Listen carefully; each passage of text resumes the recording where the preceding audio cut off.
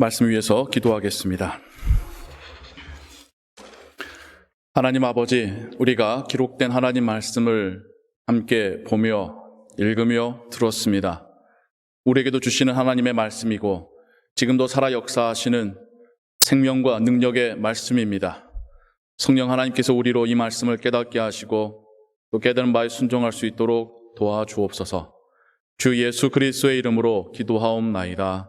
아멘. 지난 2주간 평안하셨습니까? 네, 평안하신 줄로 믿겠습니다. 저는 이제 여러분들에게도 말씀드렸듯이 플로리다에 있는 우리 교단의 한 교회를 방문하고 또 그곳에서 이루어지는 세 개의 주제의 컨퍼런스를 참석하고 다녀왔습니다. 저는 목회 기간 동안 외부에 이렇듯 목회나 연장 교육에 관련돼서 다녀왔을 때에는 제가 거기에서 보았었던 것, 느꼈었던 것을 또한 돌아와서 일종의 보고의 의미로 여러분들과 함께 나누곤 합니다. 이 시간에도 제가 보았었던 것이 무엇인지 또 그 상황 속에서 하나님께서 또 저에게 주셨던 은혜가 무엇인지를 함께 나누기를 원합니다. 오늘날의 교회가 약해져가고 죽어가고 있다라고 말합니다. 매년 총회에서 보고되는 교회와 교인 수의 하향 곡선은 해가 거듭할수록 더 급격하게 낮아져 가고 있습니다.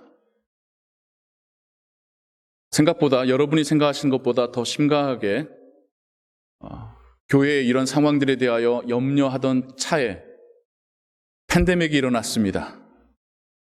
코로나 바이러스로 인해서 그 하향 곡선은 더 가파르게 내려가는 지난 2년간의 시간이 있어 왔습니다. 교회와 교인들 혹은 목회자들에 대하여서 설문조사로 연구하고 그 연구조사를 발표하는 바나바나 여러 가지 설문조사 기관에서는 계속해서 레드 알럿을 빨간 경고를 켜고 있습니다. 그런 상황들 속에서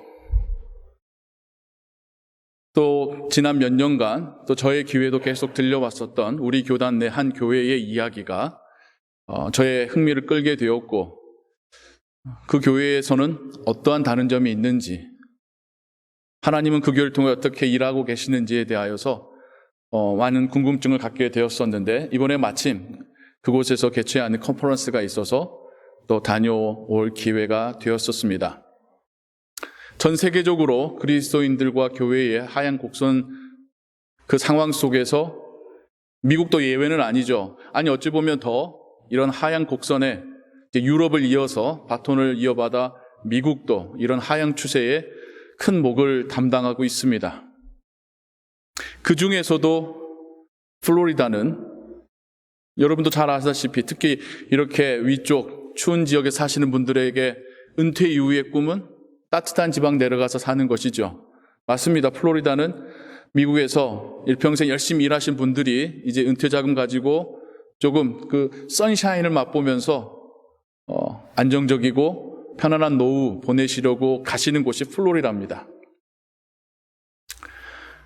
그래서 플로리다의 교회들은 백발이 성성한 할아버지 할머니들로 주로 이루어져 있습니다.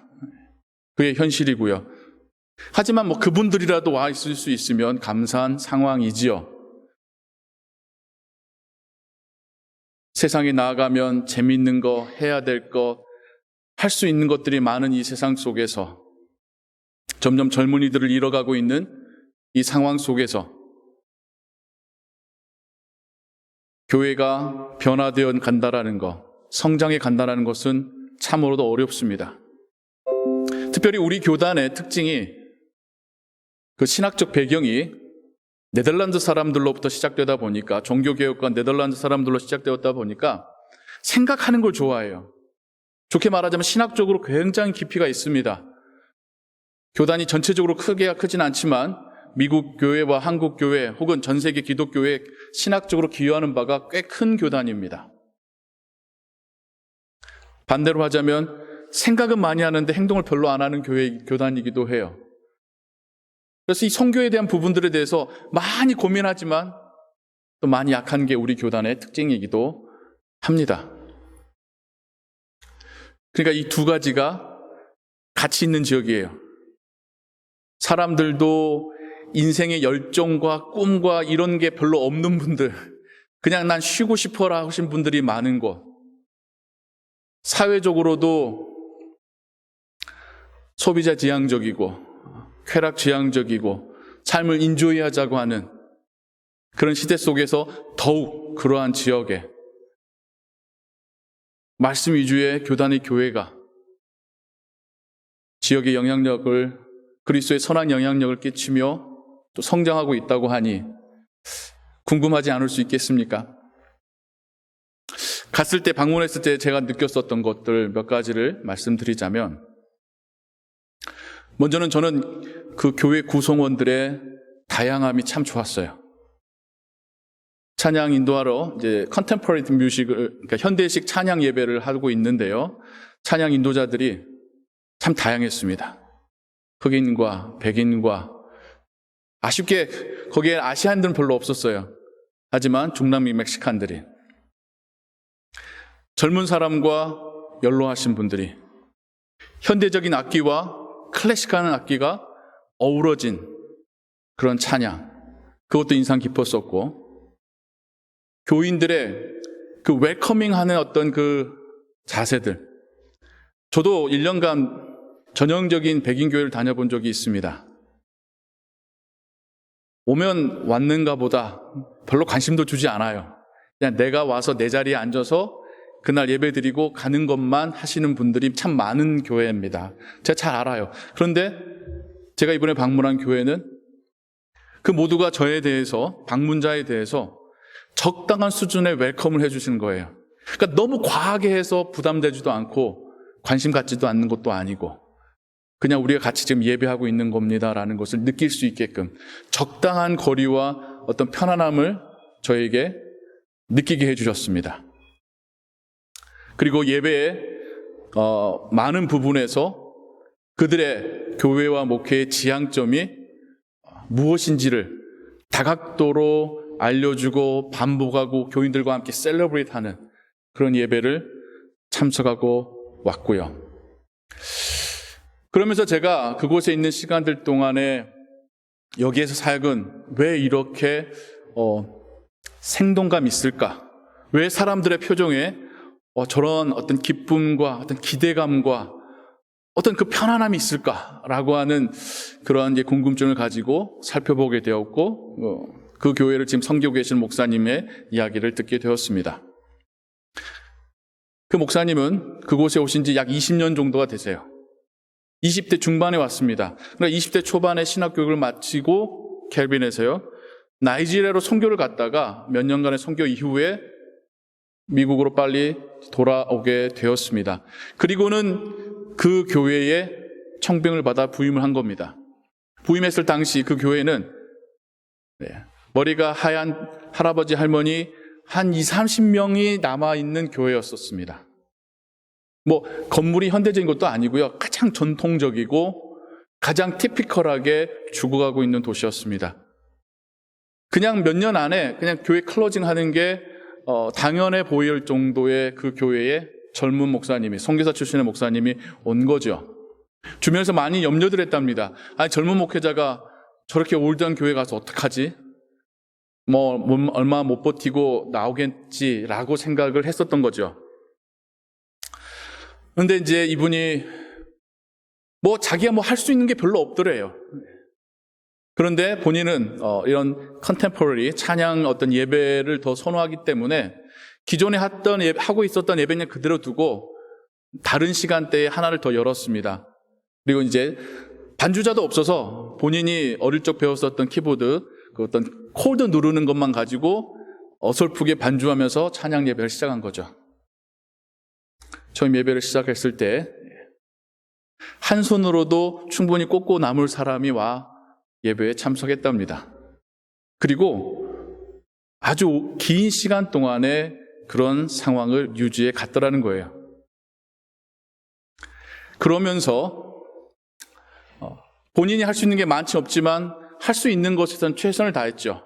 그게 뭐냐면 교회에 이제 놀러 오게 된 10대 아이들, 꼬마 아이들, 청년들 이제 교육을 시작을 했습니다. 할아버지 할머니들은 이미 전형적인 미국의 그 예전 세대 분들로 성경에 대해서는 다 안다고 생각하시는 분들이니까요. 그 친구들을 교육하면서 약 10년의 세월을 같이 살아가게 됩니다. 그 중에서 자라서 20대 중초반, 후반이 된 청년들 중에 어떤 캐퍼빌리티가 있는 친구들은 사역자로, 교회의 사역자와 더 나아가서 목회자로 준비시키는 과정들을 함께 한 거죠. 물론 그가 가르쳤던 모든 학생들이 좋은 케이스로 남았던 건 아닙니다. 그 중에서는 교회를 떠난 사람도 있고, 그 중에서는 교회와 목사님에게 정말 불평과 힘들게 하고 했던 사람도 있고, 그 중에서는 생각보다는 사역이 별반은 어떤 열매를 맺히지 못하는 사람도 있고요. 하지만 그렇게 함께 자라고 목회자가 된 그 동역자들이 지금은 67명이 됩니다. 찬양 파트에서, 중고등부에서, 예배에서, 여러 가지 행정에서 동역자의 팀을 이루어서 함께 하는데, 그곳에서 같이 자란 청년이기 때문에 그 교회에 대한 그 생각은 남다르죠. 내 교회고 내가 섬기는 교회다라고 하는. 그리고 함께 자란 그 청년들과 동역자 관계가 되어지고 자신에게 신앙의 교육을 했었던 목사님과 함께 팀을 이뤘기 때문에 그 팀워크는 정말 부러울 정도로 좋은 팀워크를 보여주더라고요. 물론 그게 그 교회의 지금의 변화의 모든 것을 설명해 주는 건 아니었습니다. 또 하나의 찬스가 있었습니다. 그 플로리다 지역에 이제 태풍이 심하지 않습니까? 어느 날 태풍으로 건물을 사용하지 못하게 된 프리스쿨에서 찾아와서 교회 건물 좀 쓰게 해달라고 부탁을 하더래요. 지역사회 돕는 차원으로 허락을 해줬지요. 그런데 곰곰이 보니까 이 교회 건물 안에 기존에는 다 에너지 없는 사람들만 앉아있었던 그 건물 안에 아이들이 뛰놀고 웃고 교육받는 그 모습을 보니까 이거다 라는 생각이 들더라는 거예요. 그래서 목사님과 교회가 조그만 프라이빗 크리스찬 프리스쿨을 시작하고 이게 점점 커지더니, 제가 숫자 같은 걸 강조하거나 그거를 드러내고 싶지는 않습니다만 지금은 학생만 500명이 넘는 그 지역에서는 꽤 유명한 크리스찬 스쿨이 됐어요. 엘리멘터리부터 미들스쿨, 하이스쿨까지 전체 12학년 과정이 다 있는데 그 중에 학생의 절반이 다 엘리멘터리 스쿨입니다. 그래서 졸업하면 그 학교에 중학교, 고등학교에 계속 진학하고 싶은 애들이 많아서 경쟁률이 높대요. 물론 학교를 함께 운영하고 있기 때문에 교회가 재정적으로 어떤 스테이블해지는 것도 있었겠지만 더 중요한 것은 그 아이들의 부모들이 모두 전도의 대상이 되더라는 거죠. 어딜 나가서 전단지 던지고 할 필요 없이 아이들을 부모들이 데리고 드라이브하고 픽업하고 하잖아요. 그 부모들에게 커피 스탠드를 설치해서 혹은 그 아이들이 교육받는 시간 동안에 교회에서 성경문을 열어서 그분들을 전도의 대상자로 삼는 거죠. 그러니 교회가 젊은이들이 별로 없다라고 하는 플로리다 지역에서의 교회, 그 교회만큼은 정말 30, 40대에 그런 교인들이 채워져 가고 또 교회의 중요한 어떤 디사이플러, 일꾼들로 자라가게 된 것이죠. 거기에 더하여서 또 제 눈에 들어왔었던 세 번째 특징은 하나님 말씀에 대한 열정이었습니다.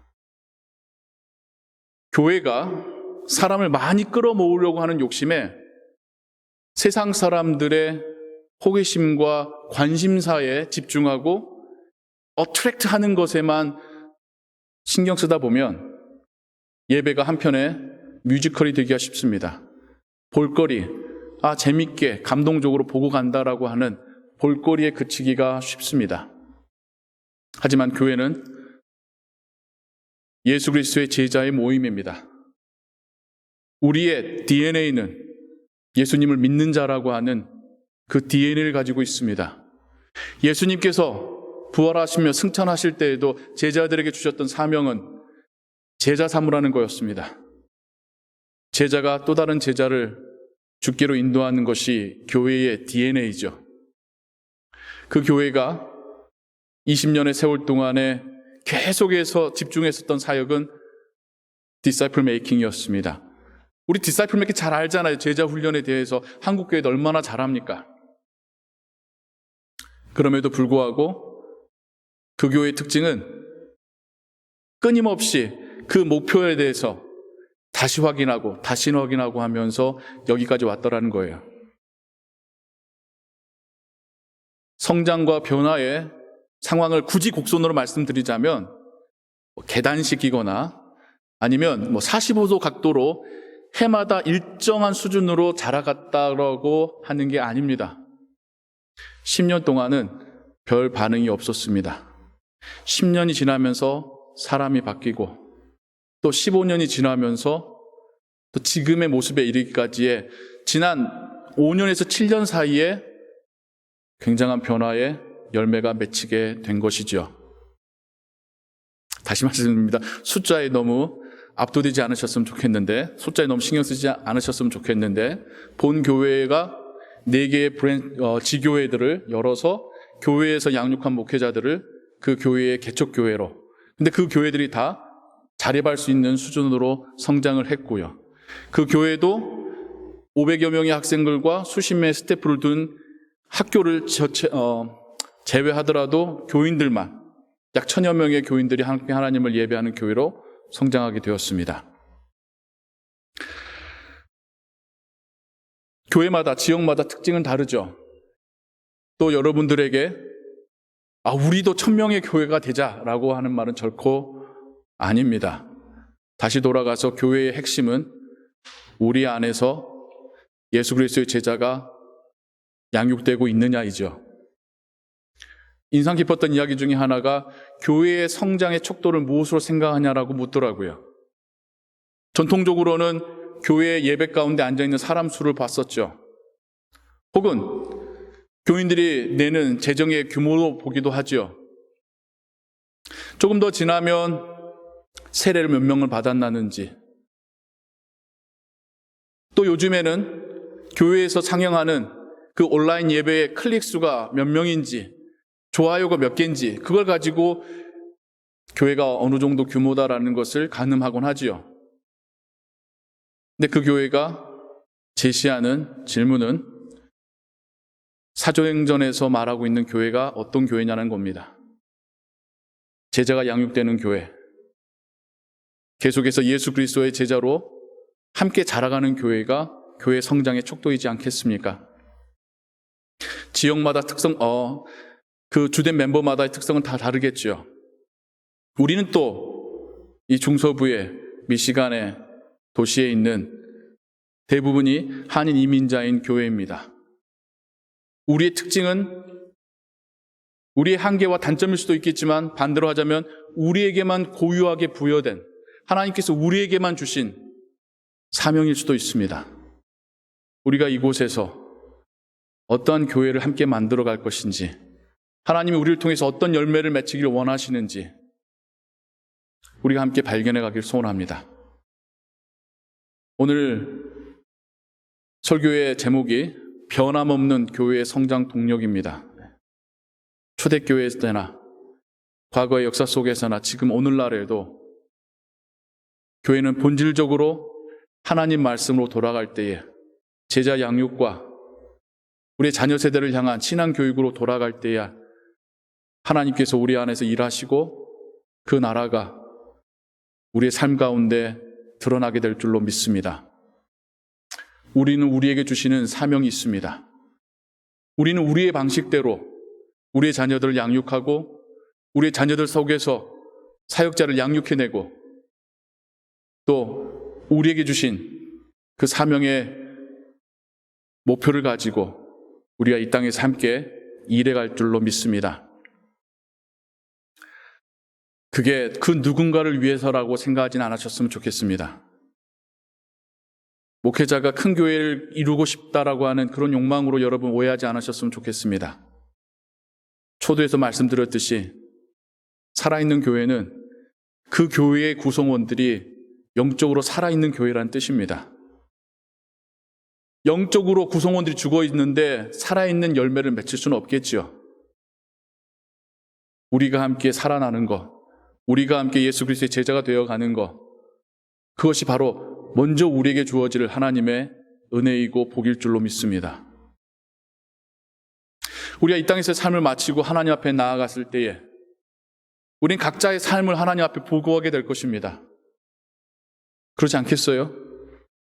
하나님 나라 들어갈 때에 어딘가에 몸에 있는 표식으로 나 예수 믿는 사람이에요 띠딕 하고 그냥 들어가서 거기서 마음껏 살아가는 그런 개념은 아니잖아요.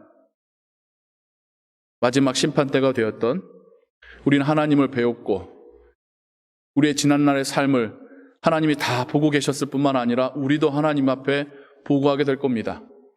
예수님의 비유 가운데 이렇게 주인에게 마지막 날 회개하고 보고하는 종들의 이야기가 빈번한 걸 생각해 본다면 우리의 마지막 때에도 우리가 하나님 앞에 우리의 삶을 보고할 날이 올 겁니다.